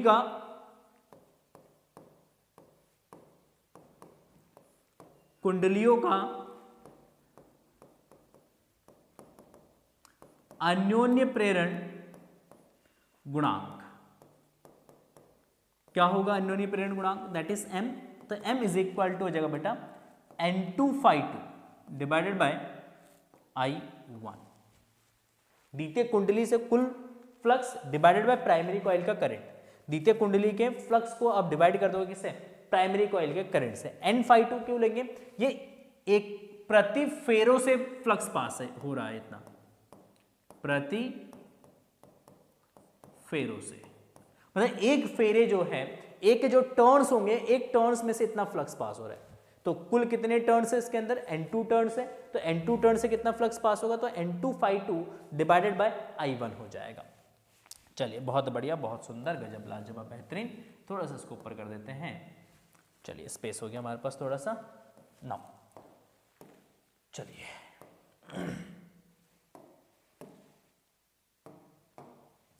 देखो, अब phi2 का वैल्यू रिप्लेस करिएगा यहां पे, तो ये आपका आ जाएगा N2 अपॉन I1, और phi2 का वैल्यू रिप्लेस करिएगा यहां से, तो phi2 आपका है mu naught N1 I1 upon 2R1 into A2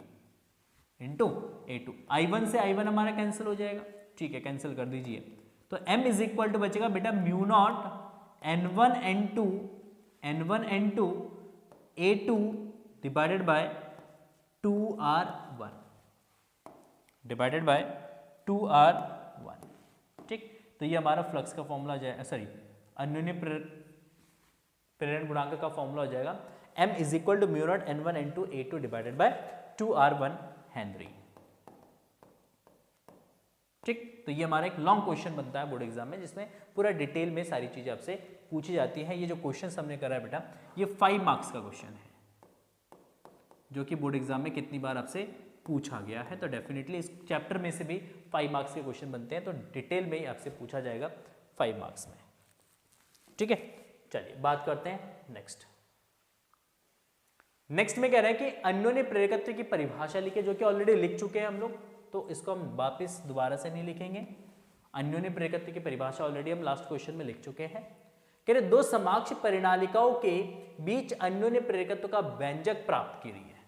तो यहां पे हमें निकालना है, दो समाक्ष परिनालिकाएं हैं, वो एक दूसरे के पास रखे हुए हैं, तो उनके बीच जो अन्योन्य प्रेरकत्व है, सॉरी अन्योन्य प्रेरण जो हो रहा है, उसका जो अन्योन्य प्रेरकत्व M है, उसके लिए व्यंजक प्राप्त करना है। एक छोटा सा क्वेश्चन हमारे पास दे रखा है। यहाँ पे डेफिनेशंस ऑलरेडी हम लिख चुके हैं कि किन्हीं दो कुंडलियों के मध्य अन्योन्य प्रेरकत्व प्राथमिक कुंडली में एकांक दर से धारा परिवर्तित होने पर द्वितीय कुंडली में प्रेरित विद्युत वाहक बल के संख्यात्मक मान के बराबर होता है। ये डेफिनेशंस ऑलरेडी हम डिस्कस कर चुके हैं, तो यहाँ पे हम डिस्कस नहीं कर रहे। डिस्कशंस क्या करेंगे, दो समाक्ष परिनालिकाओं का अन्योन्य प्रेरकत्व, दो समाक्ष परिनालिकाओं का अन्योन्य प्रेरकत्व है। समाक्ष परिनालिकाओं का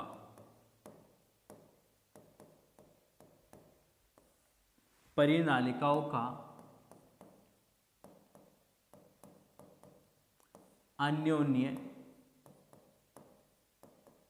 प्रेरकत्व। दो समकक्ष परिनालिकाओं का अन्योन्य प्रेरकत्व। ठीक, तो इसके लिए मान लेते हैं हमारे पास दो कुंडली है जो एक ही अक्ष पर रखे हुए हैं। ये कुंडली है, परिनालिका है। ठीक, इसको हमने किसके साथ कनेक्ट कर दिया भाई? बैटरी के साथ कनेक्ट कर दिया। ठीक, यहाँ पे की ले लेते हैं, की को ऑन कर लेते हैं। और इसी के पास में यहाँ पे हमारे पास क्या है भाई? एक दूसरी कॉइल है, एक दूसरी कुंडली है। ठीक, इसको हमने किसके साथ कनेक्ट कर दिया? गैल्वेनोमीटर के साथ हमने कनेक्ट कर दिया। ठीक, दोनों एक ही अक्ष पर रखे हुए हैं। तो जब भी हम क्या करेंगे, प्राइमरी कॉइल को जैसे हम ऑन करेंगे, प्राइमरी कॉइल में जैसे करंट फ्लो होगा कितना? I1। कितना करंट? I1। तो ये एक मैग्नेटिक फील्ड बनाएगा। तो इसका जो मैग्नेटिक फील्ड है वो सेकेंडरी कॉइल से भी क्या होगा? आपका पास होगा। तो सेकेंडरी कॉइल में एक ईएमएफ इंड्यूस्ड होगा। तो इन दोनों कॉइल के बीच का हमें निकालना है म्यूचुअल इंडक्टेंस। ठीक, मान लेते हैं जो आपका प्राथमिक कुंडली है इसमें फेरों की संख्या है N1 और इस द्वितीय कुंडली में फेरों की संख्या मान लेते हैं N2 है। कितना है? N2 है। ठीक हो गया, चलिए बहुत बढ़िया, बहुत सुंदर, गजब। तो N1 और N2 ये क्या है आपका? ये है फेरों की संख्या। ये हो गया हमारे फेरों की संख्या। ठीक, अच्छा प्राइमरी कॉइल में कितना करंट फ्लो हो रहा है? तो प्राइमरी कॉइल में I1 करंट फ्लो होगा, इसकी वजह से कितना मैग्नेटिक फील्ड बनेगा प्राइमरी कुंडली में? तो प्राथमिक परिनालिका में, प्राथमिक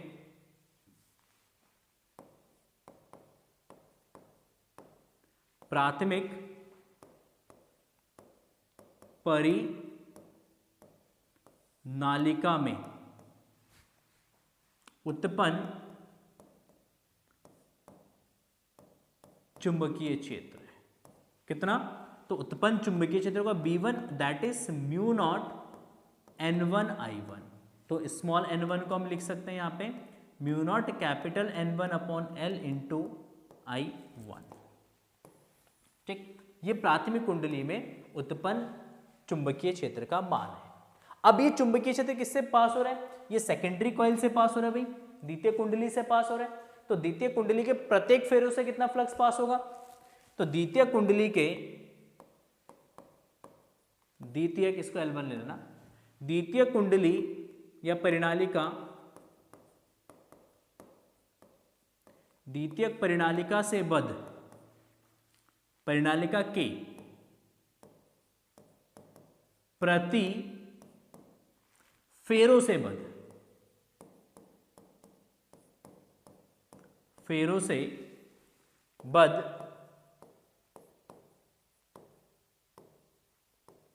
चुंबकीय फ्लक्स, चुंबकीय फ्लक्स कितना होगा?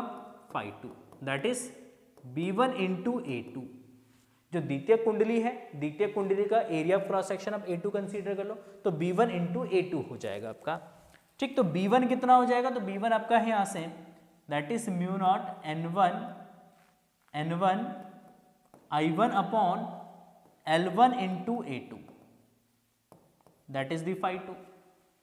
ठीक, तो कुंडली का 100 प्रेरण गुणांक क्या हो जाएगा? है ना?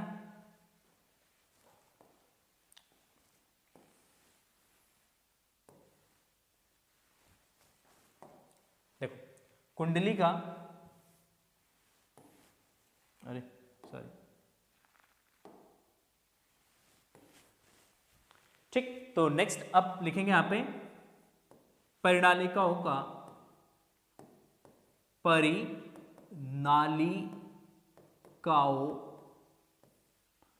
का अन्योन्य प्रेरण गुणांक क्या होगा? तो अन्योन्य प्रेरण गुणांक हो जाएगा बेटा m।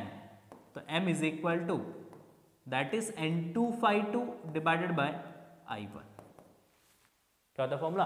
N2 phi2 divide by I1।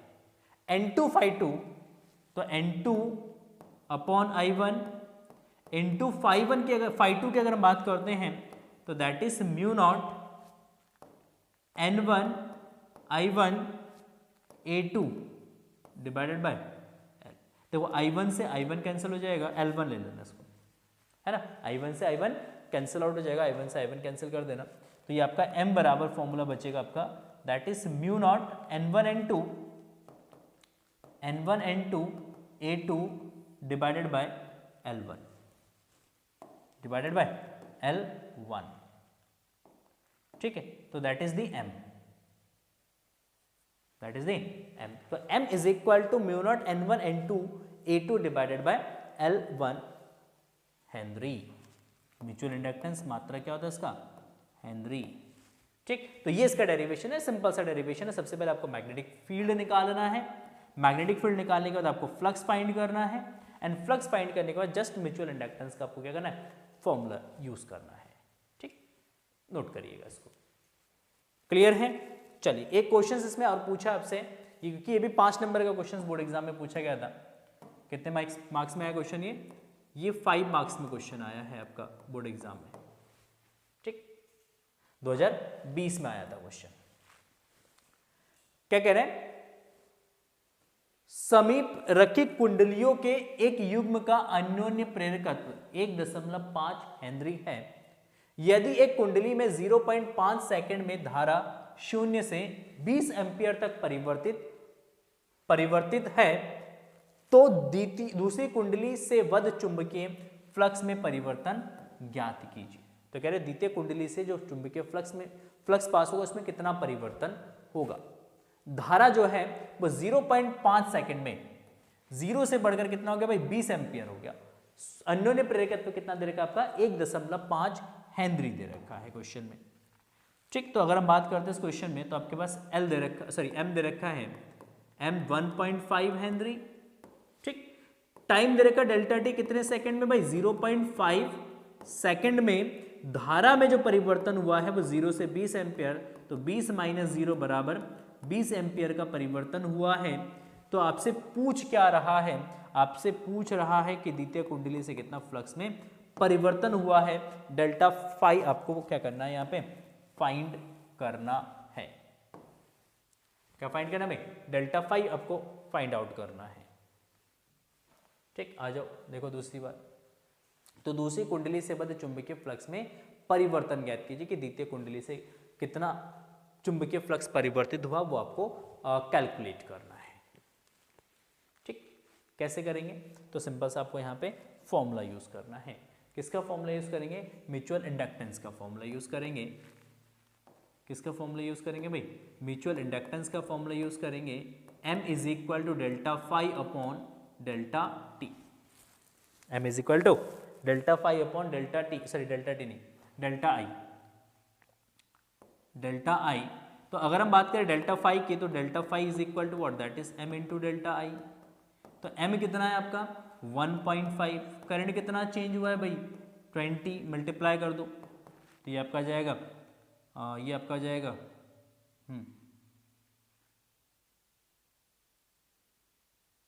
नहीं, ये कॉन्सेप्ट नहीं यूज करेंगे, गलत, सॉरी, ठीक। सबसे पहले आपको EMF कैलकुलेट करना है। EMF E2 कितना इंड्यूस्ड हुआ है, तो EMF E2 is equal to आपका आ जाएगा बेटा -M डेल्टा आई over delta T, -M delta आई ओवर डेल्टा टी या DI ओवर DT हम यूज करते हैं। तो M हो जाएगा बेटा माइनस का M, दैट इज 1.5, डेल्टा आई आपका हो जाएगा यहाँ पे 20 और डेल्टा टी आपका है 0.5। 0.5 से इसको डिवाइड करेंगे तो 3 इसकी मल्टीप्लाई करेंगे तो माइनस का 60 वोल्ट। तो द्वितीय कुंडली में कितना EMF इंड्यूस्ड होगा, तो द्वितीय कुंडली में EMF इंड्यूस्ड होगा माइनस का 60 वोल्ट, ठीक। फैराडे के नियम से EMF E2 हो जाएगा माइनस का delta phi over delta T, तो डेल्टा फाई आपका हो जाएगा यहाँ से बेटा E2 into delta T minus का, तो माइनस का EMF आपका हो गया माइनस का 60, तो minus plus into delta T कितना समय अंतराल है भाई 0.5, तो 0.5 के इससे मल्टीप्लाई कर दीजिएगा 30 आ जाएगा, 30 वेबर। तो कितना फ्लक्स जो है आपका चेंज हुआ है, तो 30 वेबर फ्लक्स जो है वो आपका चेंज हुआ है। है। तो डेल्टा फाई यहाँ से इस तरीके से फाइंड आउट करेंगे। बहुत इजी सा क्वेश्चन था। पहले ईएमएफ फाइंड करा, फिर फ्लक्स हमने फाइंड किया, तो flux is equal to E2 into delta T का यूज किया हमने और उसका यूज करके हमने फ्लक्स यहाँ पे कैलकुलेट किया है। ठीक है, चलिए बढ़ते हैं आगे नेक्स्ट क्वेश्चन पे, देखते हैं क्या है। ठीक, तो क्वेश्चन यहाँ पे आता है आपका न्यूमेरिकल। इंपॉर्टेंट न्यूमेरिकल्स भी यहाँ पे हमने इंक्लूड किया है सेशन में, ताकि आप न्यूमेरिकल्स की भी प्रैक्टिस कर सके। तो क्वेश्चन है, फैराडे के विद्युत चुंबकीय प्रेरण के नियम क्या है? ये ऑलरेडी हम डिस्कस कर चुके हैं, तो ये हम डिस्कस नहीं करते हैं। 10 टेस्ला के चुंबकीय क्षेत्र के लंबवत तल में एक तार को 10 सेंटीमीटर त्रिज्या वाले वृत्त के रूप में रखा जाता है। यदि इस तार को 0.1 सेकंड में खींचकर उसी तल में वर्गाकार रूप दे दिया जाए तो लूप में उत्पन्न औसत प्रेरित विद्युत वाहक बल ज्ञात कीजिए। तो उस कुंडली में कितना प्रेरित विद्युत वाहक बल उत्पन्न होगा वो आपको ज्ञात करना है। देखो सबसे पहले क्वेश्चन में क्या दे रखा है? क्वेश्चन में दे रखा है आपका magnetic field B is equal to 100 tesla. ठीक, एक तार है जिसको 10 सेंटीमीटर त्रिज्या के वृत्ताकार कुंडली में हमने कन्वर्ट किया, तो R इज इक्वल टू वही 10 सेंटीमीटर, दैट इज 0.1 मीटर। देखो क्या कह रहे हैं, एक वृत्ताकार कुंडली है, इस वृत्ताकार कुंडली को खींचकर हमने इसको कन्वर्ट कर दिया, किसमें? एक वर्ग में कन्वर्ट कर दिया। तो जब वृत्ताकार कुंडली को खींचकर वर्ग में आप कन्वर्ट करोगे तो क्या चेंज होगा भैया? एरिया चेंज होगा। इसका एरिया मान लो A1 भाई, इसका एरिया आपका A2। देखो इस वृत्ताकार कुंडली की जो परिधि है 2 पाई r, ये किसके बराबर हो जाएगा? वर्ग के चारों साइड के बराबर हो जाएगा, परिमाप के बराबर हो जाएगा, 4 इंटू a। तो हमने कहा इसका a क्या होगा, तो यहां से a हो जाएगा 2 पाई r अपॉन 4, 2 से इसको डिवाइड कर देना, तो पाई r अपॉन 2, तो पाई 22/7 इंटू r आपका 0.1 डिवाइडेड बाय 2। ठीक, 2 से इसको डिवाइड करिएगा 22 को, तो 2 इंटू 22 को डिवाइड करेंगे तो 11 की 1 से मल्टीप्लाई करेंगे तो 1.1/7 metre that is the A, है ना। ये वर्ग की भुजा होगी, यह है वर्ग की भुजा। ठीक, वर्ग की भुजा हो गया। देखो नाउ मैग्नेटिक फील्ड इतना हो गया, A2 कितना, A1 कितना हो जाएगा? A1 वृत्ताकार कुंडली की त्रिज्या है भाई पाई r स्क्वायर। A2 कितना हो जाएगा भाई? वर्ग की भुजा आपका A है, जो वर्ग हमने कंसीडर किया, इस वर्ग की भुजा क्या भाई? A है। अगर इस वर्ग की भुजा है तो उसका क्षेत्रफल हो जाएगा बेटा A का स्क्वायर, क्षेत्रफल हो जाएगा A का स्क्वायर। फैराडे के नियम से जो EMF इंड्यूस्ड होगा, तो EMF E is equal to, देखो n का वैल्यू 1 है इसमें, n का वैल्यू कितना है? n का वैल्यू यहाँ पे 1 है, तो n का वैल्यू 1 रख देना। तो ये माइनस का delta phi divided by delta T. Delta phi क्या होगा आपका? तो डेल्टा फाई होगा आपका that is BA2 minus BA1 divided by delta T. यहाँ पे मैग्नेटिक फील्ड इक्वल है बट एरिया डिफरेंट है, तो इसलिए हमने A2 A1 यूज किया है। ठीक है, final flux minus initial flux. ठीक है, बहुत बढ़िया। तो अगर हम बात करते हैं यहाँ से, तो B by delta T common आ जाएगा, तो यहाँ पे बचेगा A2 minus A1, A2 minus A1। तो हमने कहा B का वैल्यू रख दो, कितना? माइनस का 100। डेल्टा टी समयांतराल कितना है भाई? समयांतराल है 0.1 सेकेंड, तो डेल्टा टी आपका 0.1 सेकेंड। A2 क्या होगा? A2 हो जाएगा आपका A स्क्वायर। A1 क्या होगा आपका? पाई R1 स्क्वायर, सॉरी पाई R स्क्वायर, कितना? पाई R स्क्वायर। ठीक हो गया, चलिए बहुत बढ़िया। नाउ अगर हम बात करते हैं यहाँ पे, तो आपको जस्ट कैलकुलेशन करना, पॉइंट हटा देना, ऊपर 0 लग जाएगा आपका, तो ऊपर आ जाएगा आपका माइनस का 1000, कितना? पॉइंट हटा देना, ऊपर 0 लगा देना। ए का वैल्यू है 1.1 डिवाइडेड बाय 7 का स्क्वायर। ठीक, पाई का वैल्यू है आपका 22/7 और आर आपका है 0.1, तो 0.1 का स्क्वायर। तो जस्ट यहाँ पे कैलकुलेट करिएगा, आंसर लिखिएगा, आंसर आपका आ जाएगा किसमें? वोल्ट में। जो भी आंसर आएगा कमेंट सेक्शन में लिख दीजिएगा मुझे। ठीक, जस्ट कैलकुलेशन है, कैलकुलेशंस करिए, सॉल्व करके जो भी आंसर आएगा कमेंट सेक्शन में जरूर लिखिएगा। बहुत बेसिक सा कॉन्सेप्ट बेस्ड क्वेश्चन है। फैराडेज लॉ का यूज करके आप इस क्वेश्चन को क्या करेंगे? हैंडल करेंगे। ठीक, चलिए नेक्स्ट हम बात करते हैं दूसरे क्वेश्चन की, है ना। 2019 और 2023 में आपका क्वेश्चन जो है ये रिपीट हुआ है।